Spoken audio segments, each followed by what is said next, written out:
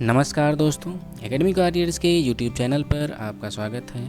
आज के इस वीडियो में हम लोग चर्चा करेंगे integrated education for disabled children यानी IEDC के बारे में। मतलब दिव्यांग बच्चों के लिए समेकित शिक्षा कार्यक्रम के बारे में। भारत जब से स्वतंत्र हुआ तब से उसने शिक्षा पर ध्यान देना प्रारंभ किया और इसी के फलस्वरूप उसने दिव्यांगजनों या विकलांगजनों की शिक्षा पर भी पर्याप्त ध्यान दिया। अगर इसके हम सर्वप्रथम प्रयास की बात करें तो सर्वप्रथम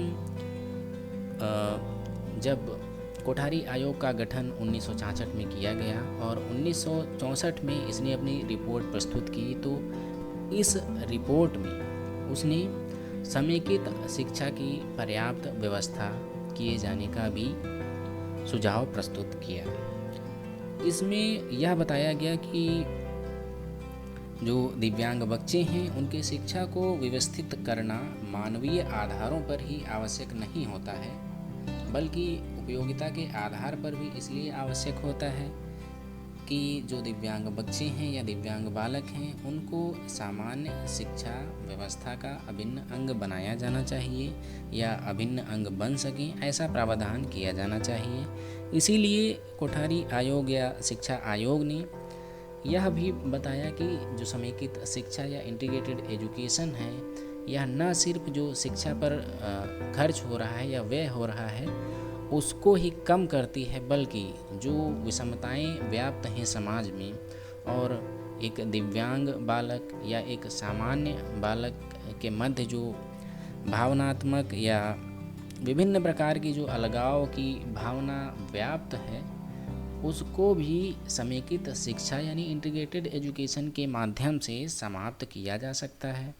इसीलिए समेकित शिक्षा एक महत्वपूर्ण भूमिका अदा करेगी सामाजिक एकीकरण में। तो इस आयोग के सुझाव के परिणाम स्वरूप ही हमने देखा कि 1968 में भारत की प्रथम शिक्षा नीति जारी की गई और इस शिक्षा नीति में भी दिव्यांगों की शिक्षा के लिए उचित व्यवस्था की गई और यह कहा गया कि जो शारीरिक एवं मानसिक रूप से जो दिव्यांग बच्चे हैं उनके लिए शैक्षणिक सुविधाओं को बढ़ाना चाहिए और समेकित शिक्षा के कार्यक्रम का विकास करना चाहिए ताकि जो दिव्यांग बच्चे हैं वह सामान्य स्कूलों में पढ़ सकें, मतलब सभी में समानता स्थापित की जा सके, ऐसा प्रावधान किया गया। इन सभी जो प्रावधान या इन सभी सुझावों के प्रयत्न स्वरूप समेकित शिक्षा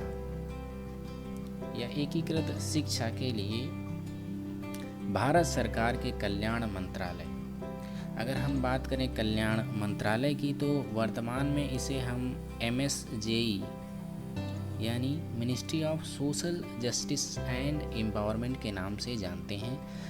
हिंदी में कहें तो सामाजिक न्याय एवं अधिकारिता मंत्रालय, जो कि 1998 में इसका नाम परिवर्तित कर दिया गया था। कल्याण मंत्रालय से सामाजिक न्याय एवं अधिकारिता मंत्रालय कर दिया गया था और 2012 में इसके अंतर्गत 2 डिपार्टमेंट यानी 2 विभागों का बंटवारा कर दिया गया था।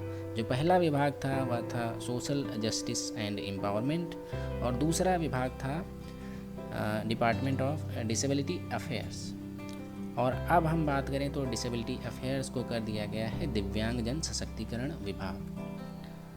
तो भारत सरकार के कल्याण मंत्रालय ने 1974 में एकीकृत शिक्षा की शुरुआत की, जिसे हम दिव्यांग बच्चों के लिए या विकलांग बच्चों के लिए समेकित शिक्षा के नाम से जानते हैं, जिसे हम संक्षेप में IEDC यानी integrated education for disabled children के नाम से पुकारते हैं या जानते हैं। हम यहाँ पर बात करें कि समेकित शिक्षा क्या होती है, तो समेकित शिक्षा एक ऐसी शिक्षण पद्धति है जो दिव्यांग बच्चों को सामान्य विद्यालय में दूसरे सामान्य बालकों की तरह समान अवसर और भागीदारी के साथ शिक्षा ग्रहण कराती है। उनके लिए जो आवश्यक सेवाएं हैं जो उनकी ज़रूरतों को पूरा करती हैं, वह उपलब्ध कराई जाती हैं। यह जो कार्यक्रम था, इस कार्यक्रम के अंतर्गत जो दिव्यांग बच्चे हैं उनको किताबें, जो लेखन सामग्री है और स्कूल यूनिफॉर्म है और उनके यातायात की उचित व्यवस्था कि वह स्कूल आ सकें और जा सकें, स्कूल से वापस घर जा सकें, ऐसी व्यवस्था इस योजना के अंतर्गत की गई। और विशेष सहायक सामग्री और जो विभिन्न प्रकार के सहायक यंत्रों की आवश्यकता होती है, वह सभी सहायता इस कार्यक्रम के अंतर्गत प्रदान की गई या प्रदान करने की बात कही गई। इन सभी के फलस्वरूप 1983 में जब इस योजना का मूल्यांकन किया गया, इसके पहले 1982 में यह योजना जो कल्याण मंत्रालय थी उससे स्थापित होकर शिक्षा मंत्रालय के अधीन आ गई। और 1983 में जब इस जो कार्यक्रम था इसका मूल्यांकन किया गया, तो यह पाया गया कि यह जो कार्यक्रम था इसका सही से क्रियान्वयन इसलिए नहीं हो सका है कि हमारे पास उचित जो प्रशिक्षण प्राप्त शिक्षक हैं वह उपलब्ध नहीं हैं, और हमारे पास जो कोऑर्डिनेशन की कमी है और जो उचित शिक्षण अधिगम जो साधन हैं या शिक्षण से संबंधित विभिन्न जो संसाधन हैं वह उपलब्ध नहीं हैं, और सामान्य और जो विशेष शिक्षक हैं उनके मध्य कोऑर्डिनेशन का अभाव है, जिससे कि यह कार्यक्रम सुचारू रूप से संचालित नहीं हो सका है। इन्हीं सब के फलस्वरूप 1992 में इस योजना का संशोधन किया गया और पुनः से कुछ नवीनता लाई गई इस योजना में। इसी के बाद 1997 में IEDC कार्यक्रम को जो अन्य शिक्षा परियोजनाएं थीं, जैसे कि DPEP की बात करें तो यह 1994 में आया था, और सर्व शिक्षा अभियान 2001 में आया था। तो इन दोनों योजनाओं के साथ ये जो प्रोग्राम था IEDC, इसको मिला दिया गया। और यह जो IEDC स्कीम थी, इसके स्कोप की बात करें तो जो दिव्यांग बच्चे हैं उनके लिए प्री स्कूल प्रशिक्षण प्राप्त करना और माता पिता हैं उनके लिए परामर्श उपलब्ध कराए जाने की बात कही गई। और सीनियर सेकेंडरी स्कूल स्तर तक और जो वरिष्ठ माध्यमिक चरण है उसके बराबर जो व्यावसायिक पाठ्यक्रम है उसको सम्मिलित करने की भी बात की गई। और special training for hearing handicap children की बात की गई कि जो श्रवण दिव्यांग या वाक निशक्तता वाले बच्चे हैं उनके लिए स्पेशल ट्रेनिंग प्रोवाइड की जाएगी। ओरिएंटेशन और मोबिलिटी की ट्रेनिंग प्रदान की जाएगी जो दृष्टि दिव्यांग बालक हैं उनके लिए। और daily living and communication skills की ट्रेनिंग जो स्पेशल एजुकेशन जो स्पेशल नीड्स जो बालक हैं उनको प्रोवाइड की जाएगी, ऐसा प्रावधान किया गया।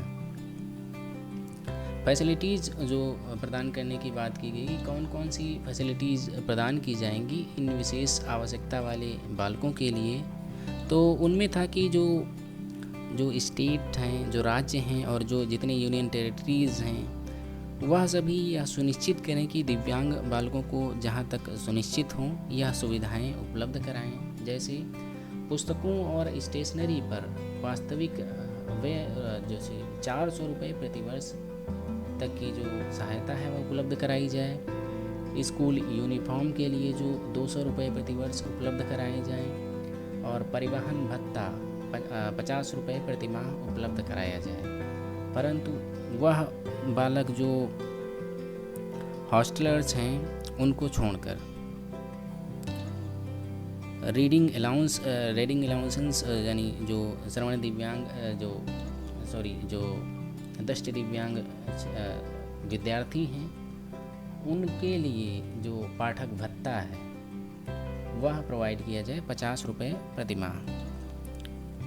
और जो सीवियरली हैंडीकैप जो बालक हैं उनके लिए 75 रुपये पर मंथ प्रोवाइड किए जाएं।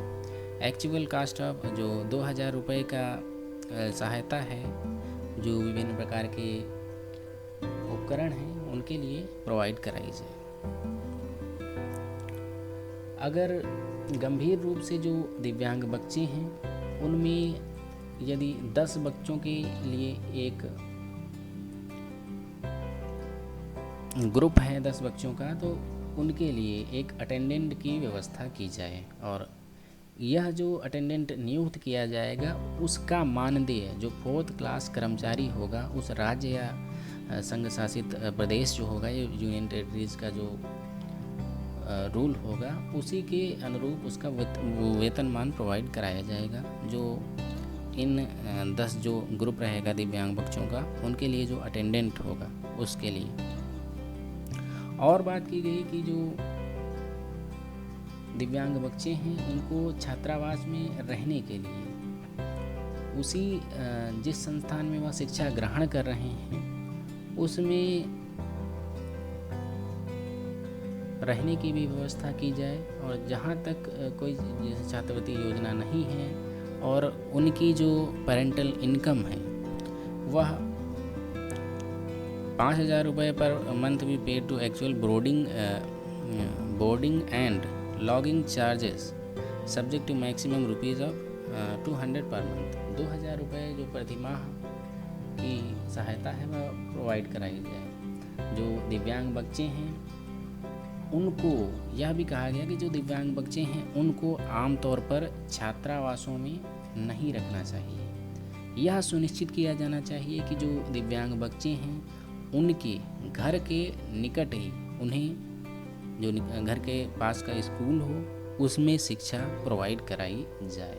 ऐसा प्रावधान किया जाए या ऐसी सुविधाएं दिव्यांग बच्चों के लिए उपलब्ध कराई जाएं। स्कूल के जो छात्रावास में रहते हैं और जो गंभीर दिव्यांगता से ग्रसित बच्चे हैं उनके लिए एक सहायक यानी असिस्टेंट या एक आया या सहायिका की आवश्यकता हो सकती है, क्योंकि जब दिव्यांगता की गंभीरता अधिक होती है तो किसी न किसी की सहायता की आवश्यकता होती है। उसके लिए सहायक भी मुहैया कराया जाए और 50 रुपये प्रति माह एक विशेष वेतन यह जो कर्मचारी होगा उसे प्रदान किया जाए। ऐसा प्रावधान अतिरिक्त वेतन 50 रुपये प्रति माह के अंतर्गत प्रदान किया जाएगा।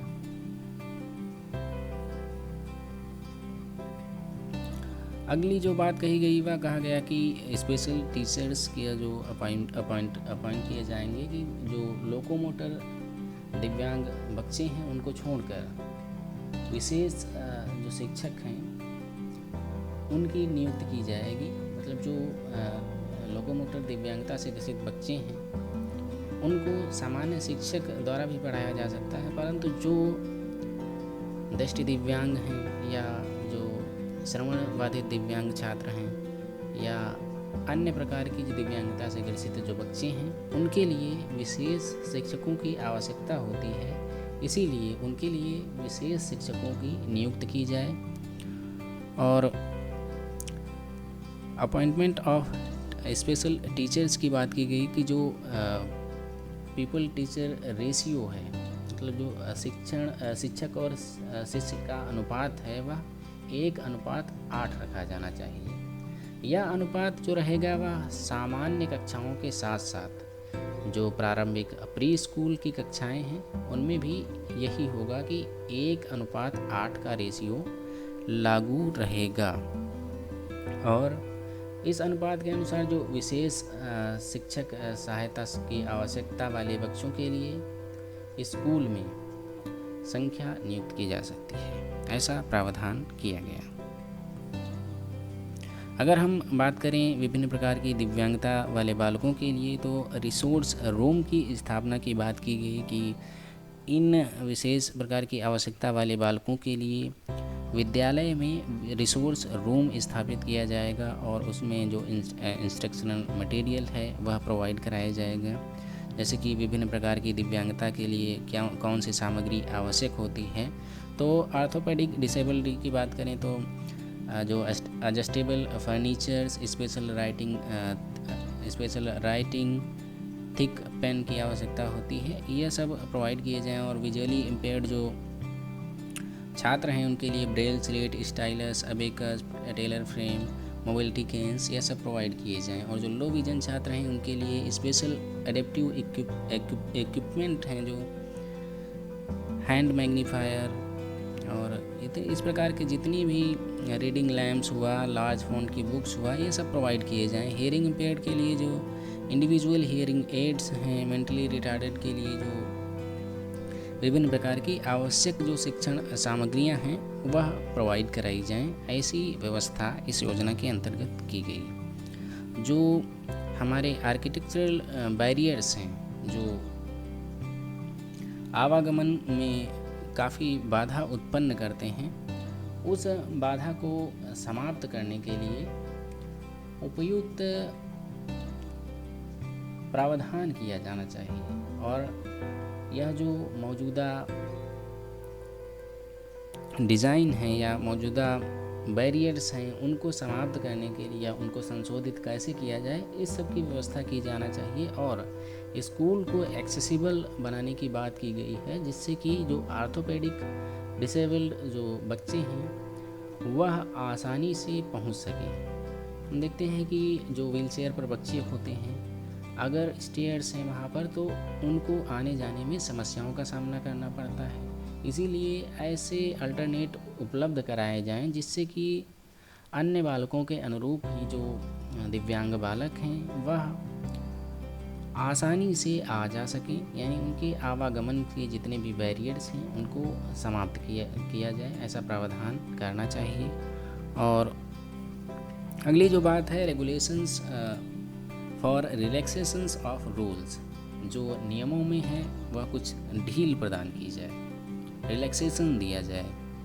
जो रूल्स और रेगुलेशंस हैं उनमें रिलैक्सेशन दिया जाए। उसके लिए जो राज्य सरकारें और जो संघ शासित प्रदेश हैं, अदर इम्प्लीमेंटिंग जो एजेंसीज़ हैं, उनके लिए विभिन्न प्रकार के जो रिलैक्सेशंस हैं वह प्रोवाइड किए जाने चाहिए, जिनमें एडमिशन्स के लिए जो मिनिमम और मैक्सिमम एज लिमिट होती है उसमें इन दिव्यांग बच्चों को रियायत प्रदान की जाए। और जो एग्जामिनेशन प्रोसीजर्स है इसमें जो दिव्यांग बालक हैं उनको रियायत या छूट प्रदान की जाए। For improving access of the disabled children to education, जिससे कि इन जो दिव्यांग बालक हैं इनकी शिक्षा में भी सुधार हो सके।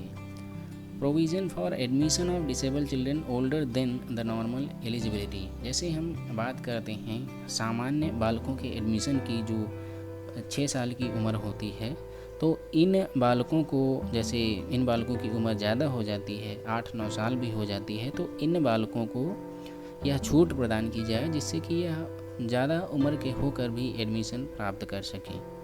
और अन्य जो transitional phase at least till the largest of universalization of primary education, जिससे कि हम जो सार्वभौमिक प्राथमिक शिक्षा है उसके लक्ष्य को प्राप्त कर सकें। Pre school and ECCE facilities के बारे में बात की गई है कि जो शिक्षा है उसके लिए जो दिव्यांग बच्चों को तैयार करना आवश्यक होता है, उसके लिए ECCE कार्यक्रम का संचालन किया जाए और प्राथमिकता के आधार पर इस योजना का कार्यान्वयन किया जाए। और एकीकृत बाल विकास यानी इंटीग्रेटेड चाइल्ड डेवलपमेंट और early childhood centre of education की स्थापना की जाए। और जो मौजूदा योजनाएं हैं, जो शिक्षकों की शिक्षण अधिगम सामग्री है और प्रशिक्षण के लिए जो दिव्यांग बच्चे हैं उनके लिए विभिन्न प्रकार की सेवाएं और विभिन्न प्रकार के जो शिक्षक हैं उनको विभिन्न प्रकार के प्रशिक्षण प्रदान किए जाएं, ऐसी व्यवस्था की जानी चाहिए, जिससे कि हम सभी बालकों की आवश्यकताओं को ध्यान में रखते हुए जो दिव्यांग बालक हैं उनको हम अर्ली चाइल्डहुड में ही अर्ली इंटरवेंशन के माध्यम से इनमें शिक्षा के प्रति वह भाव उत्पन्न कर सकें, जिससे कि वह शिक्षा बिना किसी भेदभाव के या बिना किसी रोकथाम के ग्रहण कर सकें। तो यह सभी जो प्रावधान थे वह IEDC यानी integrated education for disable children जो कार्यक्रम था, जो कि 1974 में आया था, वह उसके अंतर्गत यह सब बातें कही गई थी। आशा है आपको यह वीडियो पसंद आई होगी। धन्यवाद।